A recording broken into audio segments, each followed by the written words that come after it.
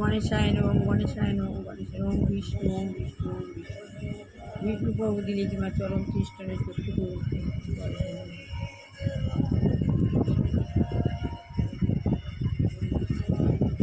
Ganesh গণেশায়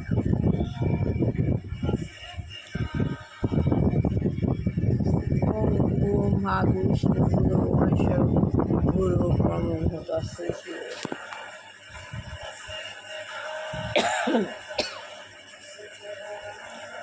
hello guys, আমি রুচি দাস গুরু সঙ্গ করতে চলে এলাম।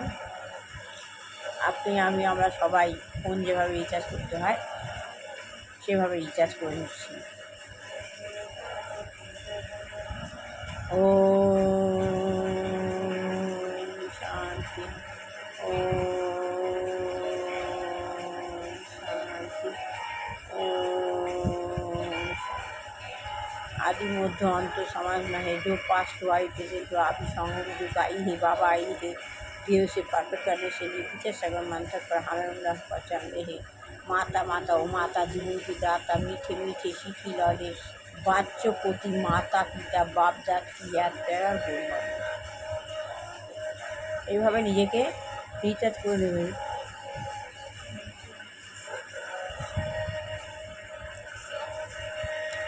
তাহলে আমরা কিভাবে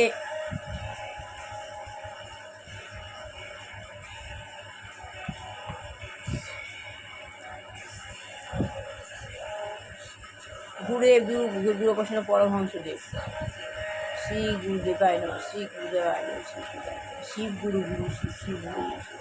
আর এই গুরুই হলো গীতা। আমি সব সময় গীতাকে গুরু করে পুজো করি। গীতা হলো আমার গুরু পুজো। গুরু গীতা, গীতা গুরু, শিব গুরু গুরু শিব।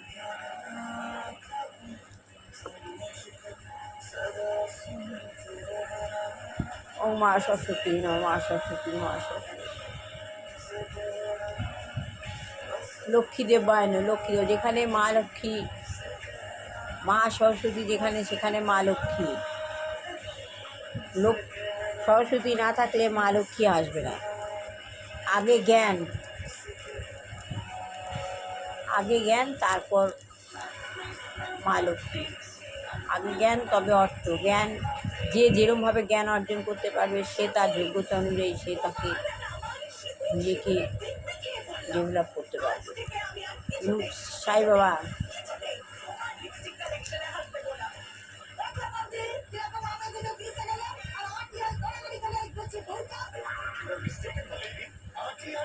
আমি এখন গীতা পড়ছি না, আমি আত্মজ্ঞান লাভের বই পড়ছি।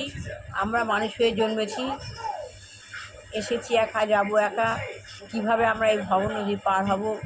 সবাইকে আত্মজ্ঞান লাভ করতেই হবে। আত্মজ্ঞান লাভ করলে মরেও শান্তি পাবে না। তাই আত্মজ্ঞান লাভের পন্থাতে বলছে ভগবান সবার মধ্যে রয়েছেন। যেমন শিব, অন্যান্য অ্যানিম্যালসের মধ্যে রয়েছে কুকুর, গরু, কিন্তু তারা জীবিকা লাভের জন্য প্রচুর পরিশ্রম করে। অর্থ পুষ্টির জন্য অ্যানিম্যালসরা প্রচুর পরিশ্রম করে। আর আমরা মানুষেরা আমরাও জীবিকা অর্জনের জন্য পরিশ্রম করি, তবে পশুদের মতো কঠোর পরিশ্রম নয়।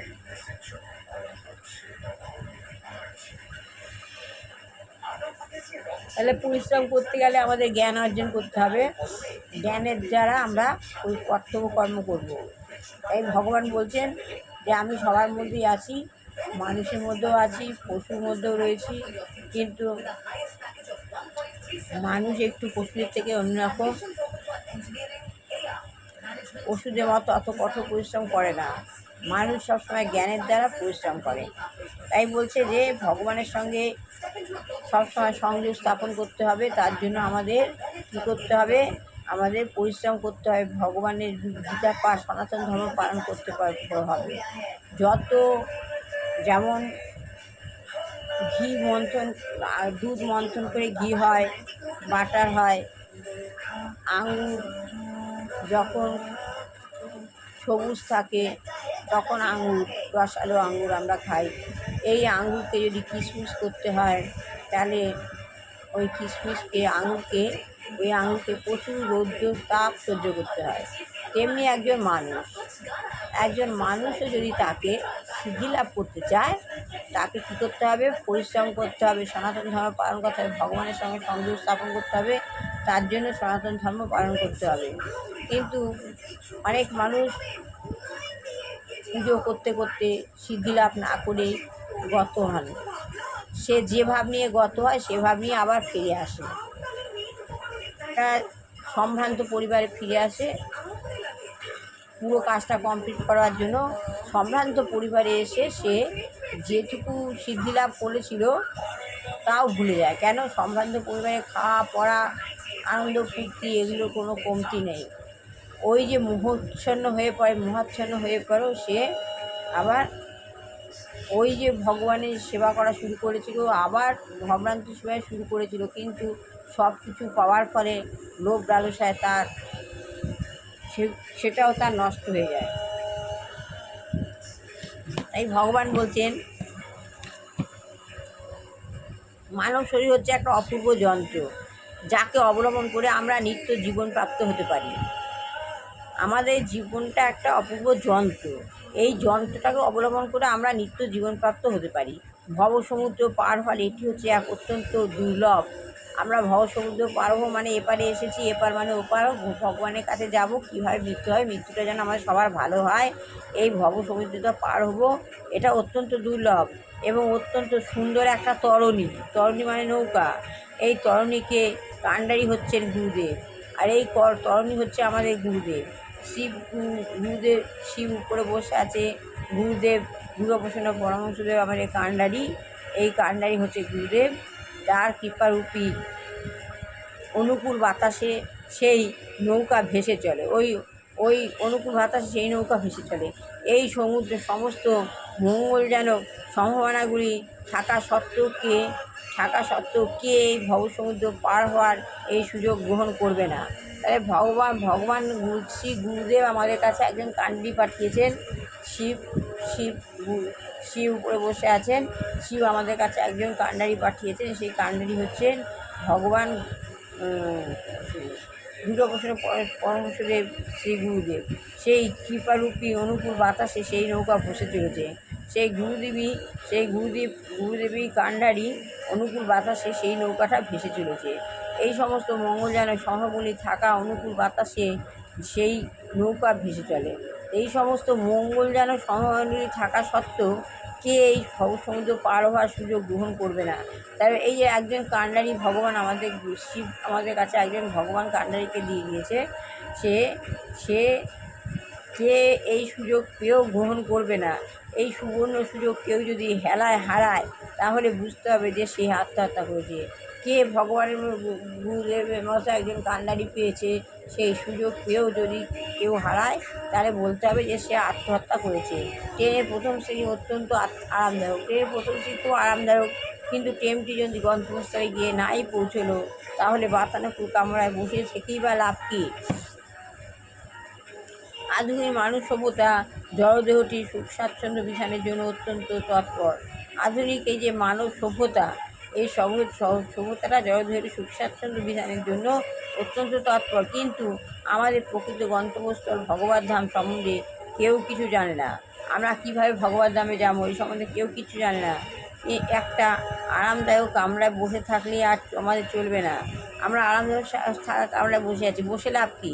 এই কামরায় বসে থাকলে চলবে না, আমাদের দেখতে হবে আসল গন্তব্যের দিকে সেই ট্রেনটি এগিয়ে চলছে কি না। আমরা যেভাবে ভগবানকে পার হয়ে যে আসল গন্তব্যস্থলে যাব, সেই গন্তব্যস্থলে ট্রেনটি ঠিকমতো এগিয়ে চলছে কি না সেটাই দেখতে হবে। আমাদের যে চিন্ময় স্বরূপের কথা আমরা ভুলে গিয়েছি, মানুষ যে তার চিন্ময় স্বরূপের কথা ভুলে গিয়েছে, সেই রূপে অধিষ্ঠিত হওয়ার যে পরম কর্তব্য আমাদের রয়েছে, আমরা ওই যে সিদ্ধি লাভ করবো, ভগবানের সঙ্গে সংযোগ স্থাপন করবো, যে ট্রেনে আমরা উঠে বসছেন, ট্রেন গন্তব্যস্থল ঠিক জায়গায় পৌঁছবে, এই যে কর্তব্য আমাদের রয়েছে, এই কর্তব্যটা আমাদের পালন করতে হবে। তা ভুলে গিয়ে এই দেহটি সুখ স্বাচ্ছন্দ্য বিধান করার মধ্যে কোনো লাভ নেই। তাহলে আমাদের সেটা ভুলে গেলে চলবে না। আমি মানব জন্ম লাভ করেছি। আমার কাজ কি? আমি সম্ভ্রান্ত পরিবারে জন্মগ্রহণ করলাম, অনেক কিছু লাভ সবই সুখ স্বাচ্ছন্দ্য পেলাম, কিন্তু আমি যে ভগবানের সঙ্গে সম্পর্ক স্থাপনের জন্য লক্ষ্য ও কর্তব্য রয়েছে আমাদের, সেই লক্ষ্যটা ধ্বস্ত হয়ে যাচ্ছে। তা আমাদের সবসময় সেই যে কামরায় উঠে বসে সেই কামরায় ট্রেনকে ঠিক জায়গায় পৌঁছচ্ছে কিনা আমাদের সেদিকে লোক রাখতে হবে। কোনো সুখ স্বাচ্ছন্দ্য বা সাধন করার মধ্যে কোনো লোভ নেই। আমরা এই সুখ স্বাচ্ছন্দ্য সাধন করার জন্য চেষ্টা করি, এতে কোনো লোভ নেই। মানব জীবনে তরুণীটি এইভাবে তৈরি হয়েছে, মানব জীবনের তরুণীটা এইভাবে রয়েছে। আমার তরুণী হলো আমাদের গুরুদেব, তিনি আমাদের জন্য কতটা করছেন তার উপর বিশ্বাস রাখতে হবে, ভক্তি রাখতে হবে। তো এইটুকুনি পড়ে আমি আজকে পড়া শেষ করলাম। আগামীকাল আবার আত্মজ্ঞান লাভের পন্থা বইটি পড়ব। সবার ভালো লাগলে লাইক শেয়ার কমেন্ট অবশ্যই করবেন। যারা ব্রহ্ম মুহূর্তে উঠে ভগবানের সেবা করতে পারেন না, তাদের প্রতি বলা আমার উদ্দেশ্য যে তারা প্রতিদিন ভোরবেলা ব্রহ্ম মুহূর্ত ভগবানের সংযোগ স্থাপন করুন, এবং আপনি আপনার নিঃশ্বাস, আপনি আপনার প্রশ্বাস, এই যে করোনা আবার বাড়ছে, অক্সিজেনের ঘাটতি হচ্ছে, কিন্তু আপনি নিজে যদি আপনার অক্সিজেন হতে পারেন, আপনি অনুভূতি পাবেন। অনুভূতি পেলে আপনি আপনাকে স্টেবল রাখতে পারবেন। যত আপনার জীবনটাকে ডিসিপ্লিন করবেন, তত আপনি সেফ গাইড পাবেন। সবার ভালো হোক, কল্যাণ হোক, মঙ্গল হোক, সুস্থ বাচ্চা ভালো করে পড়াশোনা করে মানুষ হোক, ভালো সবাই পড়াশোনা করে ভালো রেজাল্ট হোক, বিবাহ যোগ ছেলে বিবাহ হোক, চাকরি যোগ ছেলে বিবাহ যোগ, এই বলে আমি আমার গীতা পড়া শেষ করলাম। গীতা না তো আত্মজ্ঞান লাভের পন্থা। সবাইকে জানতে হবে আত্মজ্ঞান লাভ করা যায় কিভাবে। এই বইটা যে পড়ছি, এই বইটা পড়লে পরে আপনারা বুঝতে পারবেন কীভাবে আত্মজ্ঞান লাভ করা যায়। এই বলে আমি আমার পড়া শেষ করলাম।